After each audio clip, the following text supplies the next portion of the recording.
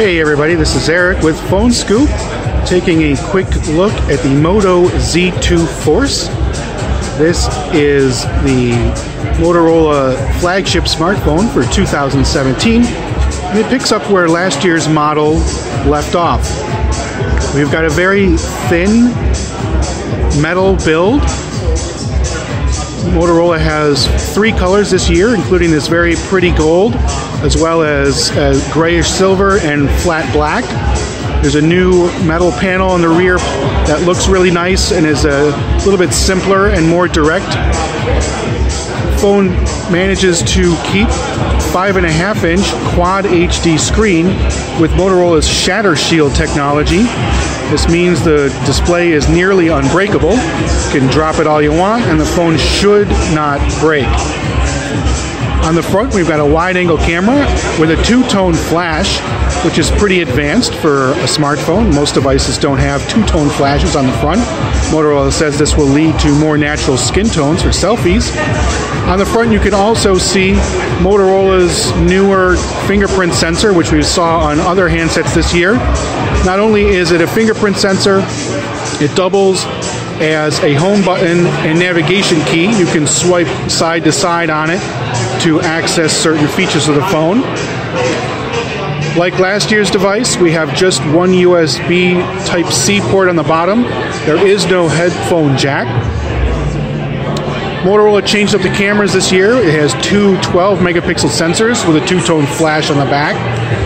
Dual cameras allow you to take sharper images as well as shoot true black and white photos and selective focus photos like bokeh with blurred background effects. On the right side, we've got a power key and the separated volume buttons, which has been typical to Motorola's phones for the last few years. And of course, we have the mod connector on the back.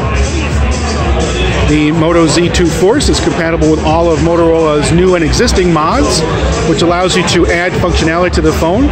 For example, along with the phone, Motorola today announced a 360-degree camera, as well as a gaming console gamepad. Other mods include a JBL speaker, batteries, and a projector. Those are all available online. The phone has a Snapdragon 835 processor from Qualcomm with 64 gigabytes of storage, and of course it supports expandable storage via micro SD memory cards, the slot for which is on top. A couple of interesting things to point out. Motorola has decided to drop the Z edition, so there's the Z2 Force, but there's no Z2. Motorola said the majority of buyers on Verizon last year went with the Shatter Shield version of the phone rather than the just simple Z-branded edition. So it's also dropping the Droid name. People who pick up the Moto Z2 Force from Motorola will not see Droid branding anywhere. Motorola plans to sell an unlocked version of the phone, despite the fact that all four carriers are selling it. The unlocked model will be SKU specific, however, to each carrier. So if you want an unlocked phone that works on AT&T, then you have to buy the AT&T version, which is a little bit of a bummer, but Motorola says this is in order to accommodate 1 gigabyte per second wireless service, which is on the horizon for most carriers.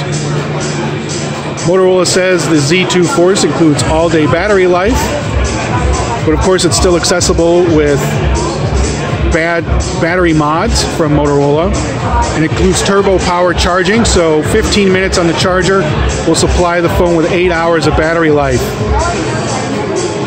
Ships with Android 7 Nougat and a near stock build, and of course the Moto app, which includes Moto Display, Moto Voice with voice commands, as well as the Google Assistant. The Motorola Z2 Force is available for pre-order starting today, July 25th, but it will hit stores on August 10th. So there it is, the Moto Z2 Force.